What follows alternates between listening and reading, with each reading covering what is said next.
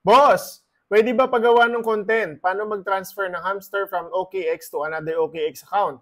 Para mas madali na lang kesa mag P2P pa kasi kakilala ko lang din naman yung bibilhan ko ng hamster niya. So guys, game, so ito yung continuation ng unang video natin.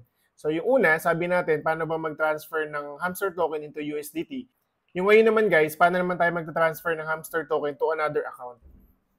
Click withdraw, then click nyo itong sa baba, withdraw crypto.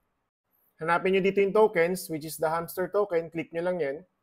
Then ito guys yung magiging option. So sabi mo sa akin, kung OKX din naman ang tatanggap ng hamster token mo, click mo lang tong OKX recipient. Kapag hindi naman guys, ito lang din yung usual process natin na kailangan mo ng token address. Then ayan, so may makikita ka sa taas na email address, phone number, at saka yung user ID. Then dyan guys sa user ID, i-copy paste mo lang yung user ID ng pagta-transfer mo ng hamster token. Then kung ilan.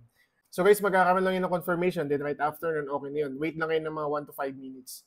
So, goods na yun. Guys, sabi ko naman sa inyo, i-list lang natin expectations natin kasi nga, expected na natin na mababa talaga magiging value yan kasi napakadaming factors. So for the meantime, kung ibebenta mo yan, mas talo ka. The best way na pwede natin gawin, i-keep na lang natin yan hanggang dulo na yan o hanggang mabulok na yan.